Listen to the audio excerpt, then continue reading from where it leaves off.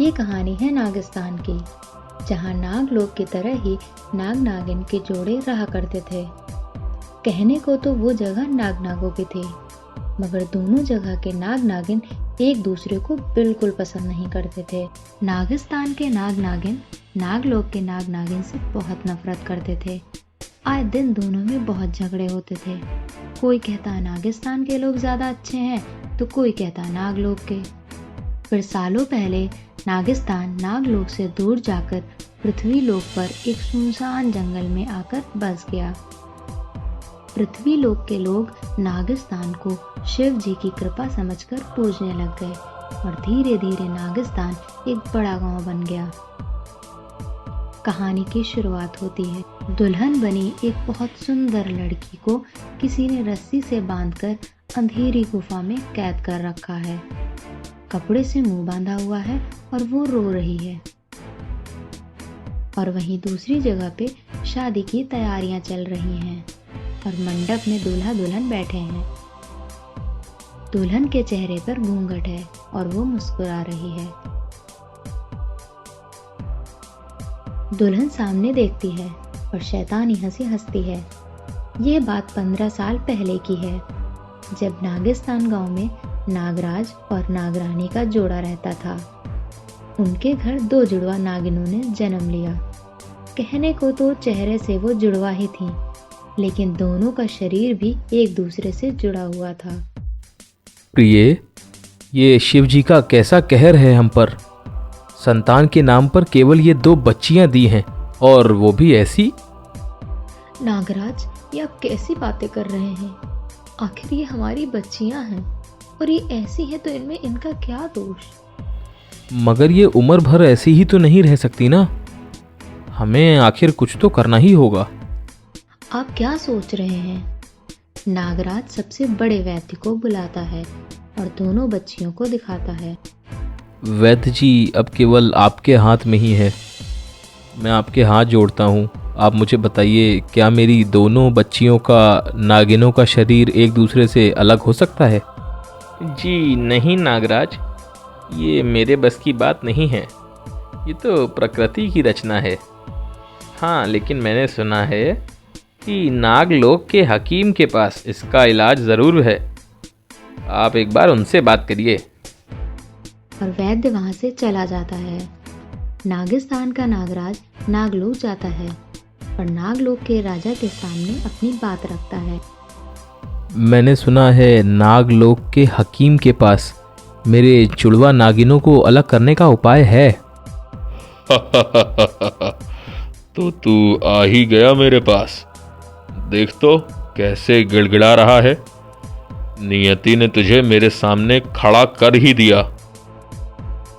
एक बार नागलोक के राजा नागराज का बड़ा बीमार था और वो नागिस्तान जाकर वहां के नागराज से मदद मांगता है। तो तू आ ही गया। तुझे क्या लगता है मैं तेरे इन मगरमच्छ जैसे आंसुओं पर विश्वास कर लूँगा? बिल्कुल भी नहीं। चले जाओ यहाँ से। आज तुम मेरे दुख पर हंस रहे हो ना। देखना, एक दिन ज़रूर तुम मेरी जगह खड़े होगे और फिर मैं तुम पर हंसूंगा। देखा, तुमने वक्त अपना खेल कैसे दिखाता है। मगर मैं तुम जैसा नहीं हूं। मैं तुम्हारी मदद ज़रूर करूंगा। नागिस्तान का नागराज बहुत खुश होता है। मगर मेरे नागलोक में तुम्हारी जुड़वा बच्चियों का इलाज नहीं है। मगर मैं बता सकता हूं कि वो कैसे ठीक होंगी। तुम्हें इसके लिए 10 साल लगातार शेष नाग की पूजा करनी होगी। और अगर वो तुम्हारी भक्ति से खुश हो गए तो तुम्हारी बच्चियों का शरीर अलग ज़रूर करेंगे। और नागराज नागिस्तान लौटकर आ जाता है और नागरानी को पूरी बात बताता है।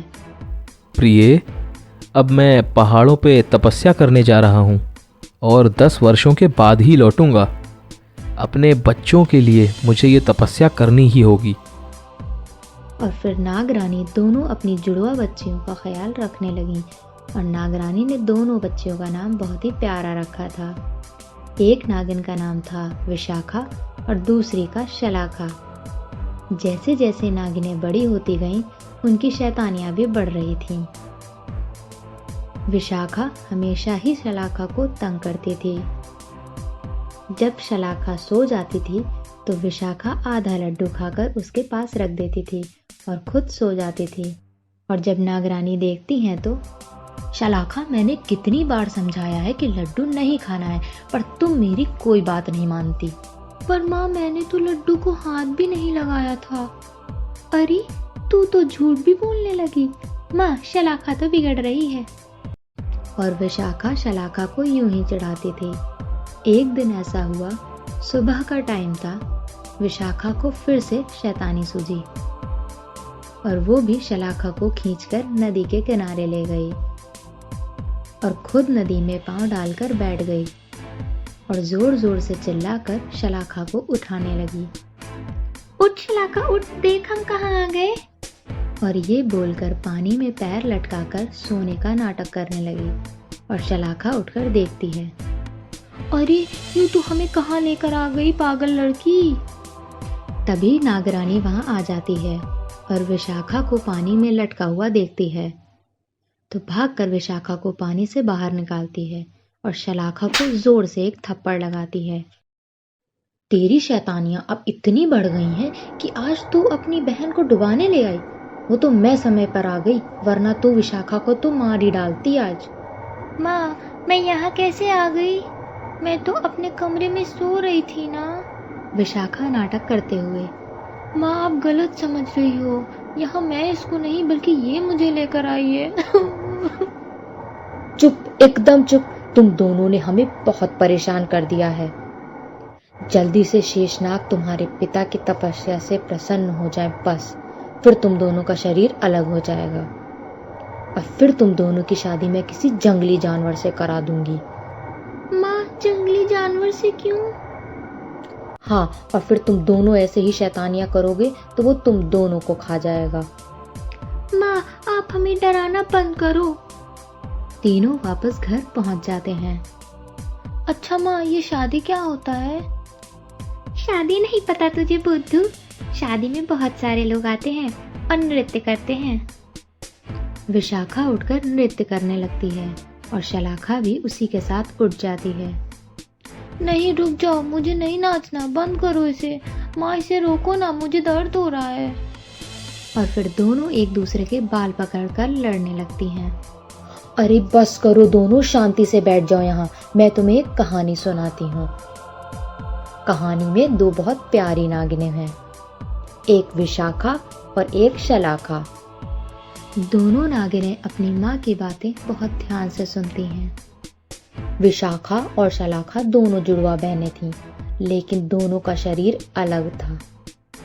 पर माँ, हम तो जुड़े हुए हैं। पर कहानी में तुम अलग हो। और जंगल में एक दिन दो राजकुमार आते हैं, एक थोड़ा सा मोटा और एक बहुत ही सुंदर लंबा सा। दोनों नागिनों को राजकुमारों से प्रेम हो गया और प्रेम होने के बाद दोनों की शादी हो गई और शादी में बहुत सारा नृत्य भी हुआ और विशाखा और शलाखा उन राजकुमारों के साथ शादी करके चली गई। ये क्या माँ, आपने ये तो बताया ही नहीं कि कौन से नागिन की शादी उस लंबे और सुंदर राजकुमार से हुई। देखना, सुंदर राजकुमार से तो मैं ही शादी करूंगी। और हंसते हुए वहां से चली जाती है। माँ, जल्दी आओ, ये देखो क्या हो गया। शलाखा, तुम्हारी शैतानियां फिर से शुरू हो गईं। और बाहर जाकर देखती है और चौंक जाती है। अब देखिए आगे की कहानी, नागिन का बदला सीजन 1 के अगले एपिसोड में।